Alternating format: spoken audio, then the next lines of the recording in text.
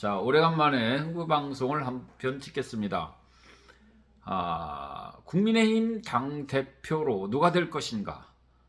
화제가 돼서 주변에서 저에게도 최근에 주제가 이제 주변에 있는 분들이 가장 이제 핫 이슈로 국민의힘 당대표가 누가 될 것이냐 이제 이걸 많이 묻는데요. 대표 주자들을 보면 유승민 전 국회의원, 김기현 현 의원, 조경태 국회의원, 윤상현 의원 이 정도로 압축된 것 같아요. 오늘 이제 나경원 전 의원께서는 장관급으로 이제 영전을 하시게 돼서 접은 걸로 이제 확실히 보도가 되고 있고요. 그래서 이제 나경원 의원이 차지하고 있던 영역, 당원들은 나경원 의원이 최근에 이제 당원 지지도에서는 1등을 하고 있었습니다. 나경원 의원이 빠지면서 과연 이 표가 어디로 갈 것이냐. 그리고 이제 역선택, 이른바 역선택의 영향인지 최근에 1등을 달리고 있는 유승민 의원이 과연 당대표가 될 수 있느냐. 관해서 흥부방송의 관점에서 한번 이야기를 해보겠습니다. 결론부터 딱 말씀드리면 유승민 의원은 어렵다. 당원 당규 룰의 전쟁인데요. 선거는 뭐 룰의 전쟁 아니겠습니까? 룰의 전쟁인데요. 5명 예비 경선에서는 여론조사 50%, 그 다음에 당원 50%. 그래서 역선택이 가능하죠. 역선택으로 5등 안에 들기는 쉽죠. 그런데 이제 이 5명을 압축된 본선에서는 7대 3이거든요. 70%가 3개월 이상, 1,000원 이상을 낸 당원들이 선택을 합니다. 그래서 책임 당원이 국민의힘 당대표를 결정한다라고 보면 거의 정답이거든요. 근데 이제 유승민 의원 같은 경우는 뭐 택도 없다 소리를 듣다가 최근에 좀 올라오니까 가능성이 있는 거 아니냐. 델로 밀어주는 거 아니냐, 조금 이제 컨벤션 효과로 모이는 거 아니냐라고 하는 생각을 좀 할 수가 있는데 한계가 있다. 책임 당원들은 지금 이제 여론조사의 함정이 뭐냐면요, 역선택도 있지만은 책임 당원에 대한 여론조사는 없어요. 그러니까 국민의힘 지지자들, 예를 들면 대한민국 국민 중에 절반은 민주당이라 그러고 절반은 국민의힘이다. 여론조사를 응답하는 사람 중에 뭐 모르겠다 뭐 이런 건 빼고요. 거기서밖에 안 되는 거예요. 국민의 절반한테 물어본 거예요. 보수 국민의힘 지지자들한테. 그런데 당 대표는 이분들한테 뽑는 게 아니에요. 책임 당원이 뽑는 건데, 이 책임 당원은 실제 경선 때나 누군지 그 정보를 KT나 SK 회사에 의뢰를 해서 안심번호를 해서 거기다 여론조사를 하는 거지, 평상시에는 그 표심을 알 수가 없습니다. 제 흥부방송 커뮤니티 여론조사가 가능한데요. 거기서 가능해. 거기는 흥부방송은 책임당원들이 거의 다니까. 근데 평상시에 책임당원들한테 물어볼 수는 없어요. 그래서 책임당원의 성향 흐름이 당대표를 결정한다. 그럼 지금 책임당원의 성향은 어떠냐? 평상시에는 10만 명 정도 됩니다. 전국에 10만 명. 진성당원이라고 하죠. 그런데 지금은 70만 명이 넘어요. 그럼 지금 왜 평상시에 10만 명이 유지되다가 70만 명이 되느냐? 지방선거 때 시군구의 시장 선거, 구청장 선거, 군수 선거에 이기려고 예를 들면 논산시 같은 경우도 한 5명, 7명, 공주도 5명, 7명이 나와서 치열하게 해서 3배수로 컷오프를 시켜서 3분이 경선을 해서 당선자가 나와서 시장이 됐습니다. 근데 이분들이 당원들 열심히 모았어요. 500명이든 1000명이든 1500명이든. 그런데 당협위원장하고 가까운 분은 딱 한 분밖에 없어요. 그러므로 당원이 공주에 1000명이다, 논산이 1000명이다 그러면 당협위원장의 영향력 안에 있는 당원은 20-30%밖에 안 됩니다. 그것도 많이 봐서 그래요. 많이 봐서. 그래서 지금 당원 3개월 이상 천원을 낸 당원은 내년 2월까지 거의 대다수가 유효합니다. 유효해요. 그래서 대통령의 의중, 당협위원장의 의중과 상관없는 내 주민등록번호를 대고 주소를 대고 단돈 1,000원이라도 몇 달을 낸 이런 100여만 명의 이 당심은 예측하기 어렵습니다. 만일 평상시에 선거가 없는 때에 10만 명이라 그러면 대통령 VIP의 의중이 내려가면 그 사람이 돼요. 거의 이길 수가 없습니다. 이길 수가 없어요. 그런데 지금 70만 명에 육박하는 이 당원들의 표심은 예측 불가다. 공주시, 예를 들면 공주시로 보면 당협위원장이 미는 7명의 시장 후보 중에 딱 한 명이었는데 나머지 6명은 당협위원장이 누굴 찍으라 그러면 오히려 역풍. 그냥 당협위원장을 싫어하니까. 이런 당협의 역학구도의 당원들이기 때문에 일반적인 선거와 다르다. 평상시에 당대표나 혹은 당의 최고 권력자가 하달된 지시가 먹히지 않는다. 그래서 예측 불가라고 볼 수가 있습니다. 그런데 정치공학적으로 선거공학적으로 누가 될 거냐.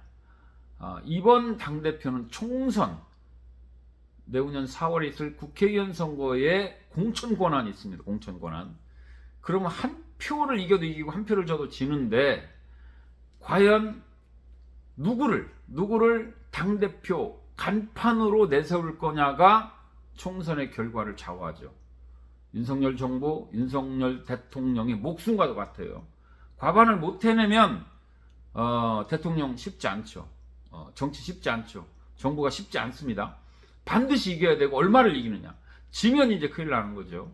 그랬을 때 야당의 당대표가 누군지, 그리고 정부가 얼마나 정치를 잘하는지, 그리고 여당의 당대표가 누구인지가 중요한 선거의 요소가 됩니다. 간판이 되는 거거든요. 그 당의 간판, 브랜드를 만드는 건데, 그렇게 볼 적에는 지금 이력주자 한 5명 중에 여당 내의 선거구도 정치공학적으로 유리한 사람도 있고, 이 사람은 숨은 진주다. 숨은 진주. 이 사람은 되긴 어렵지만 만일 이 사람이 되면 총선에 훨씬 유리하다.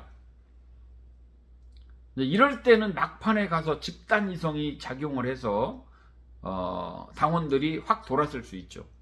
예를 들면 지금 이준석 당대표가 많은 물의를 일으켰습니다만은 지난 대선 전에 당대표 선거에서의 이준석의 돌풍과 당선은 국민의힘, 정권을 찾아오고자 하는 국민의힘의 당원들의 집단 이성이 발동했다라고 볼 수 있어요. 왜냐?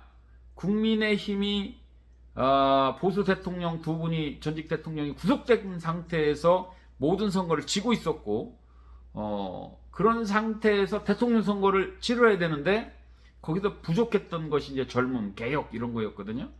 그래서 이준석이라고 하는 사람의 컨텐츠, 진실성, 실력 이런 거와 상관없이 젊다라고 하는 이유 하나만으로 가지고도 당대표가 되는 그런 중요한 집단 이성이 됐고, 중요한 이슈가 돼서 그거 하나 가지고 여당, 그 당시는 야당 대표지만은요, 지금은 여당 대표, 당대표가 된 겁니다.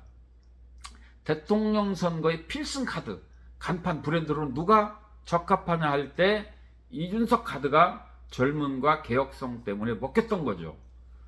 그럼 이제 지금 이제 본격적으로 당대표 선거가 열리지 않았습니다만은 이번 당대표 선거는 내후년 총선, 이번 정부의 중간 평가도 될 수 있고, 그리고 나머지 정권이 이어지는 동안에 과연 정권의 동력, 식물 정권이 될 것이냐, 힘있게 일할 수 있는 정권이 될 수 있느냐, 미리 그냥 딱 심판받느냐, 이러한 길목에는 정말 중요한 선거인데요. 그 선거에 이기기 위해서는 그 당의 간판, 브랜드를 잘 내세워야 되는데 아직은 자세히 들여다보지 않았다. 이 후보들을 5명 유력 후보들을 자세히 들여다보지 않은 지금은 기초적인 이미지, 인지도 싸움이다. 이렇게 볼 수가 있어요. 그래서 지금 누가 1등 했느냐 2등 했느냐는 크게 중요하지 않다. 당원들께서 결국 룰의 전쟁인데요. 70%의 당원들의 선택이 이제 결정이 되는데 30%는 여론조사니까 이 70%의 책임 당원이 과연 이 당심이 어디로 흐를 건가는 판단하기 어렵다. 제가 서두에 말씀드린 것처럼 유승민은 어렵다. 유승민이 1등하고 있는 것은 역선택에 가깝습니다. 야당의 지지자들이 엿먹어라 수준으로 밀고 있는 거거든요. 윤석열 정부의 대립각을 세우고 막말 수준까지 하고 있는 우리 당의 당권 후보이기 때문에 역선택일 가능성이 매우 농후하다. 그러므로 이 당의 승리와 이 정부의 성공을 바라는 당원들은 결국은 유승민은 제껴놓을 거다. 그러면 이제 나머지 사람들 가지고 이제 봐야 되는데요. 오늘 나경원 전 의원은 이제 적었다라고 볼 수 있고 장관급으로 이제 영전을 하셨으니까요. 이제 김기현, 조경태, 윤상현 중에 되겠죠. 이 세 분 중에 김기현 현 의원은 이제 율사 출신이고 판사 출신이고 국회의원도 하셨고 광역단체장도 하셨고 원내대표도 하셨고 그래서 당대표감으로는 안정적인 당대표감으로는 적합한 분이죠. 그래서 지금 인기가 좋습니다. 그런데 총선 승리는 우리 당 사람들이 좋아하는 사람 표는 어차피 와요. 중도 또 젊은 사람들 이런 표를 가져오는 데에서는 너무 국민의힘 국회의원 같은 국회의원이다. 그 나경원 전 의원 같은 경우가 그래서 압도적으로 1등을 하고 계셨거든요. 압도적 1등. 근데 이제 빠졌죠. 근데 그 표가 이제 김기현으로 갈 것이냐, 윤상현으로 갈 것이냐, 조경태로 갈 것이냐인데요. 제가 안철수 전 대표 현 의원에 대해서도 제가 이제 약간 유승민 같은 열애를 두는 것은 뭐냐면 결코 절대로 안철수 대표도 안 준다. 유승민 의원하고 이유가 비슷합니다. 당대표를 느닷없이 건너온 남의 당 사람한테 준다? 집안을 통째로 주는 건데요. 쉽지 않은 선택입니다. 그래서 결국은 안철수도 당원들이 선택하지 않는다. 이렇게 보는 거예요. 그래서 안철수도 이제 제껴놔야죠. 그러면 이제 김기현, 윤상현, 조경태 중에 저는 이번 당대표가 나올 거라고 확신합니다. 이 세 분 중에 될 건데요. 이 세 분의 공통점이 있고 또 이제 각자 장점, 단점이 있는데 공통점은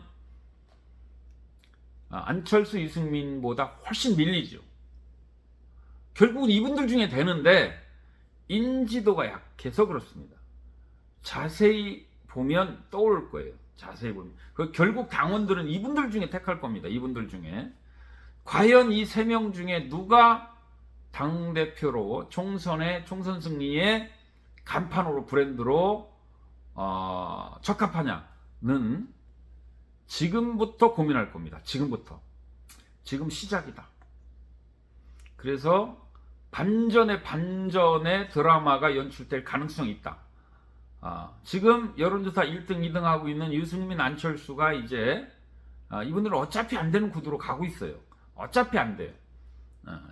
단순 두 분 다 본선 대통령을 나간 분들이기 때문에 단순 인지도에서 앞서기 때문에 나타나는 여론조사에 불과하고 실제로 당원들이 선택할 당대표로는 저는 인지도도 높고 장점도 높지만 단점이 너무 센 분들이라 결국은 안 된다. 그러면 이제 자세히 들여다보고 조경태냐 윤상현이냐 김기현으로 갈 겁니다. 그러면 그분들이 가지고 있는 장점, 그분들이 가지고 있는 매력, 그분들이 가지고 있는 숨은 가능성, 저력, 숨은 저력 이런 것들을 이제 세 분 다 어필하시겠죠. 어필. 그리고 조직 마중물이 될 만한, 아직 못 뜨고 있으니까 마중물이 될 만한 측근 세력들이 이제 지역에서라든지 알리기 시작할 겁니다. 세 분 다 괜찮은 분들인데 당원들의 이제 당심이 이제 흔들리고 요동치기 할 텐데요. 가장 중요한 게 뭐냐? 총선 승리입니다. 총선 승리. 이 세 분 중에 중도 젊은 표를 가지고 올 수 있느냐? 그리고 아직 인지도가 약한 분들이기 때문에 들여다보면 들여다보고 가까이 보고 가까이 볼수록 더 돋보이는 사람은 누구냐라는 부분에 있어서는 이제 시작이다. 이제 서서히 드러날 겁니다. 서서히 드러날 건데 당대표로 김기현, 조경태, 윤상현 중에 될 것이다. 흥부방송의 예언입니다. 정말로 흥행이 되고 있고요. 흥미진진해질 텐데 흥부방송에서 앞으로 이 흥미진진한 국민의힘 당대표 선거에 관해서 집중 보도해 드리겠습니다. 오늘은 여기까지 하겠습니다. 감사합니다.